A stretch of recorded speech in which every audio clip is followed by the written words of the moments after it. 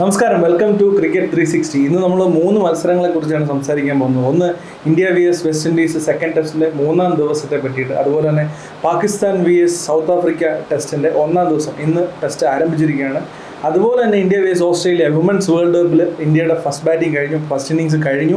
അപ്പോൾ അതിനെക്കുറിച്ചും നമ്മൾ സംസാരിക്കാനായിട്ട് പോകുന്നുണ്ട്. ആദ്യം തന്നെ ഇന്ത്യ വി എസ് വെസ്റ്റ് ഇൻഡീസിലേക്ക് വന്നു കഴിഞ്ഞാൽ, വെസ്റ്റ് ഇൻഡീസിനെ 248 റൺസിന് ഇന്ത്യ ഇന്ന് എറിഞ്ഞിട്ടു. കുൽദീപ് യാദവ് 5 വിക്കറ്റ് ഇട്ടു. അതാണ് ഏറ്റവും വലിയൊരു പ്രത്യേകത. അവിടുന്ന് പക്ഷേ ഇന്ത്യ വെസ്റ്റ് ഇൻഡീസിനെ ഫോളോ ഓൺ ചെയ്യിപ്പിച്ചപ്പോൾ ഇന്ത്യയുടെ ഒരു പ്രതീക്ഷ ഒരുപക്ഷെ ഇന്ന് തന്നെ കളി അവസാനിപ്പിക്കാം എന്നായിരുന്നിരിക്കാം. പക്ഷേ അതിന് വിപരീതമായിട്ടാണ് ഇന്ന് സംഭവിച്ചത്. വെസ്റ്റ് ഇൻഡീസ് അതിമനോഹരമായിട്ട് സെക്കൻഡ് ഇന്നിങ്സിൽ ബാറ്റ് ചെയ്തു. 2 വിക്കറ്റ് നഷ്ടപ്പെട്ടെങ്കിലും 173 റൺസ് അവരിപ്പോൾ സ്കോർ ചെയ്തിരിക്കുകയാണ്. അതിനകത്ത് ജോൺ ക്യാമ്പൽ 87 റൺസുമായിട്ട് ഓപ്പണറായിട്ട് ഇറങ്ങിയിട്ട് 87 റൺസുമായിട്ട് നോട്ട് ഔട്ടായിട്ട് നിൽക്കുന്നു. അതുപോലെ തന്നെ ഷായ് ഹോപ്പ് 66 റൺസ് 103 റൺസിൽ നിന്ന് നേടിയിട്ട് നോട്ട് ഔട്ടായിട്ട് നിൽക്കുന്നു. ഇതിൽ ഇന്ത്യക്ക് പ്രത്യേകിച്ച് ഇന്ത്യ ഈ കളി ജയിക്കുക എന്നുള്ള കാര്യത്തിൽ എനിക്ക് വലിയ സംശയമൊന്നുമില്ല. പക്ഷേ ഇവർക്ക് ഈ കളി ഒരു 5-ാം ദിവസത്തിലേക്ക് എടുത്തുകൊണ്ട് പോകാനായിട്ട് പറ്റുമെങ്കിൽ തന്നെ വെസ്റ്റ് ഇൻഡീസ് സംബന്ധിച്ച് വലിയൊരു കാര്യമാണ്. ഈ ഇന്ത്യയുടെ ലീഡ് ഒഴിവാക്കുക, ഈ വെസ്റ്റ് ഇൻഡീസ് എന്തെങ്കിലും ഒരു ലീഡ് നേടിയിട്ട് ഇന്ത്യയെ വീണ്ടും ബാറ്റ് ചെയ്യിക്കുക എന്ന് പറയുന്നത് തന്നെ വെസ്റ്റ് ഇൻഡീസ് സംബന്ധിച്ച് വലിയൊരു കാര്യമാണ്. ഇനി അതിനപ്പുറവും കടന്ന് വെസ്റ്റ് ഇൻഡീസിന് ഈ മാച്ച് സമനിലയാക്കാൻ ഏതെങ്കിലും വിധത്തിൽ ഒരു 99% ചാൻസ് കുറവാണ്, എങ്കിൽ പോലും ഏതെങ്കിലും വിധത്തിൽ വെസ്റ്റ് ഇൻഡീസിന് സാധിക്കുകയാണെങ്കിൽ അത് ചരിത്രപരമായൊരു നേട്ടമായിരിക്കും. വെസ്റ്റ് ഇൻഡീസിനെ ഇപ്പോഴത്തെ അവരുടെ ഒരു ക്രിക്കറ്റിൻ്റെ അവരുടെ ഒരു നിലവാരം വെച്ച് നോക്കുമ്പോൾ, അവരവസ്ഥ വെച്ച് നോക്കുമ്പോൾ ഈ ടെസ്റ്റ് സമനിലയിലേക്ക് എങ്ങാനും എത്തിക്കാൻ വെസ്റ്റ് ഇൻഡീസിന് സാധിക്കുകയാണെന്നുണ്ടെങ്കിൽ അത് വലിയൊരു സംഭവമായിരിക്കും. അത് മോസ്റ്റ്ലി ഡിപ്പെൻസ് അപ്പോൺ ഈ 2 ബാറ്റ്സ്മാർ, ഇപ്പോൾ ഫോമിലുള്ള സ്പിന്നേഴ്സിന് നല്ല രീതിയിൽ കളിക്കുന്ന ഈ 2 ബാറ്റ്സ്മാർ, പ്രത്യേകിച്ച് ഷായ് ഹോപ്പൊക്കെ നന്നായിട്ട് ബാറ്റ് ചെയ്യുന്നുണ്ട്. അപ്പോൾ ഇവരുടെ കയ്യിലാണ് വെസ്റ്റ് ഇൻഡീസിൻ്റെ ഈ ഒരു ഇതുള്ളത്. വെസ്റ്റ് ഇൻഡീസ് സംബന്ധിച്ച് കളി ജയിക്കുക എന്നുള്ളതല്ല, ഒരു ഫൈറ്റ് ബാക്ക് അവരുടെ ഭാഗത്ത് നിന്ന് ഉണ്ടായതിൽ തന്നെ വളരെ സന്തോഷമുണ്ട് അവരുടെ ഈ ബാറ്റിംഗ് കാണുമ്പോൾ. പ്രത്യേകിച്ചും കുൽദീപ് യാദവിനെ ഇന്ന് അവർ ഡീൽ ചെയ്ത കാര്യം. കുൽദീപ് യാദവിന് ഇന്ന് 4.82 ആണ് കുൽദീപ് യാദവിൻ്റെ എക്കോണമി സെക്കൻഡ് ഇന്നിങ്സിൽ. ഫസ്റ്റ് ഇന്നിങ്സിൽ 5 വിക്കറ്റ് നേടിയ ഒരു ബോളറിനെ സെക്കൻഡ് ഇന്നിങ്സിനെ അവർ അതിമനോഹരമായിട്ട് നേരിട്ടു. ഇതിനകത്ത് ബ്രെയിൻ ലാറ ഇന്നലെ വെസ്റ്റ് ഇൻഡീസ് ബാറ്റ്സ്മാൻമാർ ടീമേറ്റ്സുമായിട്ടൊക്കെ സംസാരിച്ചു ഈ ഒരു കാര്യത്തിൽ, അവരുടെ ഡ്രസ്സിംഗ് റൂമിൽ പോയിട്ട് എന്നൊക്കെ അറിയാൻ കഴിയുന്നുണ്ട്. പക്ഷേ അതിനൊക്കെ അപ്പുറം ഇതൊരു മാച്ച് എക്സ്പീരിയൻസ് ആണ്. ഇപ്പോൾ ഈ ഇന്ത്യയിൽ ബാറ്റ് ചെയ്ത് ഇത്ര എക്സ്പീരിയൻസ് ആയി 3 ദിവസമായിട്ടുള്ളെങ്കിൽ പോലും അവർക്ക് ഈ പിച്ചുമായിട്ട് ഇന്ത്യയിലെ കണ്ടീഷനായിട്ട് അവർ പഠിച്ചു വരുവാണ്. അപ്പോൾ ഇതിൽ നിന്ന് നമുക്ക് മനസ്സിലാക്കാൻ പറ്റുന്നത് വെസ്റ്റ് ഇൻഡീസിന് ടാലൻറ്റിൻ്റെ കുറവല്ല. വെസ്റ്റ് ഇൻഡീസ് ക്രിക്കറ്റിന് ഒരിക്കലും ടാലൻറ്റിൻ്റെ കുറവല്ല. അവർക്ക് ക്വാളിറ്റി മാച്ച് പ്രാക്ടീസിൻ്റെ, അല്ലെങ്കിൽ കൃത്യമായിട്ട് അവരുടെ പ്ലെയേഴ്സിന് ചെറിയ പ്രായത്തിൽ നിന്ന് തന്നെ അവർക്ക് കളിക്കാനുള്ള അവസരം, നല്ല ക്വാളിറ്റി ക്രിക്കറ്റ്, ക്വാളിറ്റി ഒപ്പണൻസുമായിട്ട് കളിക്കാനുള്ള അവസരം അവർക്ക് കിട്ടുകയാണെന്നുണ്ടെങ്കിൽ, ആ ഒരു മാച്ച് പ്രാക്ടീസ് കിട്ടുകയാണെന്നുണ്ടെങ്കിൽ വെസ്റ്റ് ഇൻഡീസ് തീർച്ചയായിട്ടും നല്ല രീതിയിൽ പെർഫോം ചെയ്യും എന്ന് വേണം നമുക്കിതിൽ മനസ്സിലാക്കാനായിട്ട്. ഇപ്പോൾ ഷായ് ഹോപ്പൊക്കെ എനിക്കൊന്ന് 9000 ഇൻ്റർനാഷണൽ റൺസ് നേടിയൊരു ബാറ്റ്സ്മാനാണ്. പക്ഷേ എങ്കിലും ടെസ്റ്റിൽ വന്നിട്ട് ഇന്ത്യയുടെ കൂടെ സ്ട്രഗിൾ ചെയ്യുന്നത് നമ്മൾ കഴിഞ്ഞ ടെസ്റ്റിലും കണ്ടു, ഇപ്പോൾ ഫസ്റ്റ് ഇന്നിങ്സിലും കണ്ടു. പക്ഷേ വ്യത്യസ്തമായിട്ട് ഇന്ന് അവർ നന്നായിട്ട് തന്നെ ബാറ്റ് ചെയ്തു സെക്കൻഡ് ഇന്നിങ്സ് എന്നുള്ളത് വളരെ സന്തോഷമുള്ള കാര്യമാണ്. ഇത് വെസ്റ്റ് ഇൻഡീസിൻ്റെ മാത്രം കാര്യമല്ല, ഇപ്പോൾ സ്ട്രഗിൾ ചെയ്യുന്ന ഏതൊരു രാജ്യമല്ല, ഇപ്പോൾ ശ്രീലങ്ക ആയാലും ശരി, അതുപോലെ തന്നെ മറ്റേത് സ്ട്രഗിൾ ചെയ്യുന്ന രാജ്യമാണെങ്കിലും ശരി, അവർക്ക് കുറച്ചും കൂടെ എക്സ്പോഷർ കിട്ടുകയാണെങ്കിൽ, അവർക്ക് ഒരു ഇൻഫ്രാസ്ട്രക്ചർ ഡെവലപ്പ് ചെയ്ത് അവർക്ക് കൂടുതൽ അവസരങ്ങൾ. അശ്വിൻ്റെ ഒരു യൂട്യൂബ് ചാനൽ ഒരു വാലിഡ് ആയിട്ടുള്ളൊരു പോയിന്റ് പറഞ്ഞു, അതായത് under-19 തൊട്ട്, അതുപോലെ തന്നെ അല്ലെങ്കിൽ എ സീരീസ്, ഇപ്പോൾ ഇന്ത്യ ഓസ്ട്രേലിയ എ സീരീസ് കളിക്കുന്നു, ഇന്ത്യ ഓസ്ട്രേലിയ under-19 ടെസ്റ്റ് കളിക്കുന്നു. അപ്പോൾ ഇതുപോലുള്ള അവസരങ്ങൾ വെസ്റ്റ് ഇൻഡീസിനോ അല്ലെങ്കിൽ ശ്രീലങ്കയ്ക്കോ ഇങ്ങനെ സ്ട്രഗിൾ ചെയ്യുന്ന രാജ്യങ്ങൾക്കും ഇതുപോലുള്ള അവസരം കിട്ടുകയാണെന്നുണ്ടെങ്കിൽ, അവരുടെ യങ് പ്ലെയേഴ്സിന് ഇങ്ങനെ വന്നിട്ട് ഇന്ത്യയിൽ വന്നിട്ട് ഒരു ടെസ്റ്റ് കളിക്കാനോ, under-19 പ്ലെയേഴ്സിന് ഇവിടെ വന്നിട്ട് ആ പ്രായത്തിലെ വന്നിട്ട് ഇന്ത്യ വന്നിട്ട് ഒരു ടെസ്റ്റ് കളിക്കുക, ഒരു സീരീസ് വർഷത്തിൽ 1-2 പ്രാവശ്യം കളിക്കുക, അല്ലെങ്കിൽ ഓസ്ട്രേലിയയിൽ പോയിട്ട് കളിക്കുക, ശ്രീലങ്ക വന്നിട്ട് ഇന്ത്യയിൽ വന്ന് കളിക്കുക, അങ്ങനെയൊക്കെയുള്ള അവസരങ്ങൾ, ആ ഒരു എക്സ്പോഷർ ചെറിയ പ്രായത്തിൽ അവർക്കും കിട്ടുകയാണെന്നുണ്ടെങ്കിൽ ഇറ്റ് വിൽ ബി ബെറ്റർ. ഇവരുടെ ക്രിക്കറ്റ് വെസ്റ്റ് ഇൻഡീസിൻ്റെ മാത്രമല്ല, ഇങ്ങനെ പിന്നോക്കം നിൽക്കുന്ന എല്ലാ ക്രിക്കറ്റ് രാജ്യങ്ങളുടെയും പെർഫോമൻസ് മെച്ചപ്പെടും.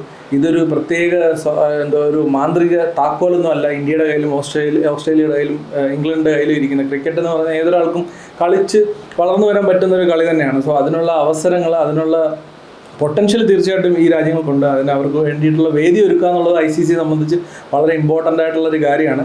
ഇന്ത്യയും ഓസ്ട്രേലിയയും ഇംഗ്ലണ്ടും മാത്രം പോരല്ലോ മുന്നോട്ട് പോകുമ്പോൾ ഒരു കോമ്പറ്റീഷനായിട്ട്. ഇവരെല്ലാം വെസ്റ്റ് ഇൻഡീസും ശ്രീലങ്കയും പാകിസ്ഥാനും എന്നുവേണ്ട പഴയ പ്രതാപകാലത്തുണ്ടായിരുന്നതും ഇപ്പോൾ കയറി വരുന്ന അഫ്ഗാനിസ്ഥാൻ അടക്കമുള്ള രാജ്യങ്ങളൊക്കെ മുകളിലേക്ക് വന്നാലേ നമുക്ക് ക്രിക്കറ്റ് കാണാനായിട്ട് രസമുള്ളൂ. സോ അങ്ങനെ സംഭവിക്കട്ടെ. നാളെ ഒരു ഫുൾ ഡേ വെസ്റ്റ് ഇൻഡീസിന് ബാറ്റ് ചെയ്യാൻ പറ്റുവാണെങ്കിൽ I will be very happy.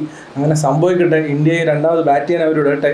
കളി സമനിലയായാലും എനിക്ക് പ്രത്യേകിച്ച് ഇതൊന്നുമില്ല. വെസ്റ്റ് ഇൻഡീസിനെ പോലൊരു രാജ്യത്തിന് ഇന്ത്യയിൽ വന്നിട്ട് സമനില നേടാൻ പറ്റുകയാണെന്നുണ്ടെങ്കിൽ I will be happy about it. ഇനി പാകിസ്ഥാൻ vs സൗത്ത് ആഫ്രിക്ക മാച്ചിലേക്ക് വന്നു കഴിഞ്ഞാൽ പാകിസ്ഥാൻ ഇന്ന് 313 റൺസ് 5 വിക്കറ്റ് നഷ്ടത്തിൽ ഫസ്റ്റ് ബാറ്റ് ചെയ്തിട്ട് എടുത്തിട്ടുണ്ട്.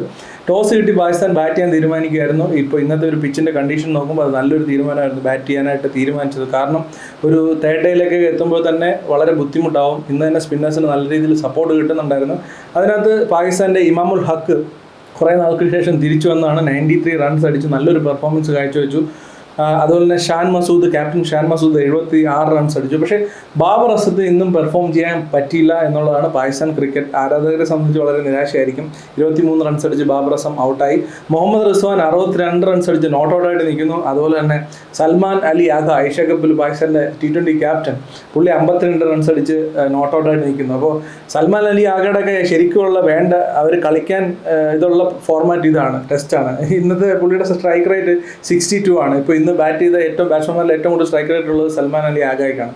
ടെസ്റ്റ് പുള്ളിയുടെ ഫോർമാറ്റാണ്, റിസ്വാൻ്റെ ടെസ്റ്റ് അവരുടെ ഫോർമാറ്റാണ്. പക്ഷേ T20യിലേക്ക് വരുമ്പോൾ അതല്ല സീനുള്ളത് നമ്മൾ ഓൾറെഡി ഏഷ്യ കപ്പിൽ തെളിഞ്ഞാണ്. എന്നാലും പാകിസ്ഥാൻ ഇപ്പോൾ ഒരു വളരെ സ്ട്രോങ് ആയിട്ടുള്ളൊരു പൊസിഷനിലാണ്.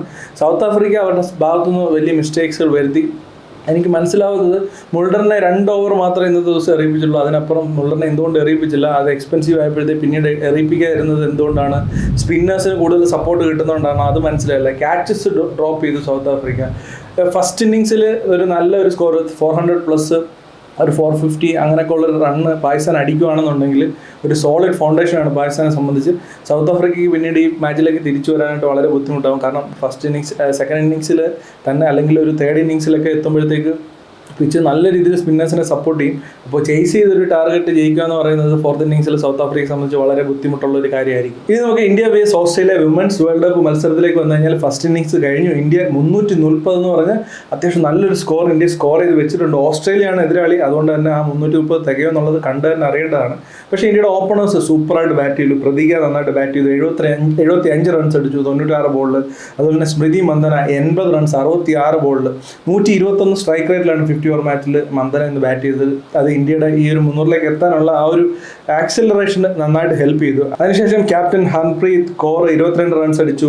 ജമീമ 33 റൺസ് അടിച്ചു. റിച്ച ഘോഷ് ഒരു ക്വിക്കായിട്ടുള്ള 32 റൺസ് അടിച്ചു. ചെറിയ ചെറിയ കോൺട്രിബ്യൂഷൻസ് ആണ് ഇന്ത്യ അവിടേക്ക് കൊണ്ടെത്തിച്ചത്. പിന്നീട് ലാസ്റ്റ് ഒരു കൊളാപ്സ് ആയിട്ട് ശരിക്കും പറഞ്ഞാൽ ഒരു 350 റൺസിന് മേളിൽ അടിക്കാൻ പറ്റുന്ന ഒരു സിറ്റുവേഷനിലായിരുന്നു. ഒരു 44 ഓവേഴ്സിലൊക്കെ നിന്നപ്പോൾ 5 വിക്കറ്റ് നഷ്ടപ്പെട്ടിട്ടുള്ളായിരുന്നു. പക്ഷേ അവിടുന്ന് കൊളാപ്സ് ആയിട്ട് ഒരു 330 എന്ന് പറഞ്ഞൊരു സ്കോറിലേക്ക് എത്തി. പക്ഷേ വളരെ നല്ലൊരു സ്കോറാണ്. ഇന്ത്യ നല്ല രീതിയിൽ പിടിച്ചെറിയുകയാണെന്നുണ്ടെങ്കിൽ തീർച്ചയായിട്ടും ഇന്ത്യക്ക് മാച്ച് ജയിക്കാനായിട്ട് സാധിക്കും. ഓസ്ട്രേലിയ തോൽപ്പിക്കുകയാണെന്നുണ്ടെങ്കിൽ അത് ഇന്ത്യയെ സംബന്ധിച്ച് കിട്ടുന്ന ഒരു കോൺഫിഡൻസ് ഈ വേൾഡ് കപ്പിൽ മുന്നോട്ട് പോകുമ്പോൾ പോയിന്റ് മാത്രമല്ല മുന്നോട്ടുള്ള മത്സരങ്ങളിൽ കോൺഫിഡൻസ് വലുതായിരിക്കാം.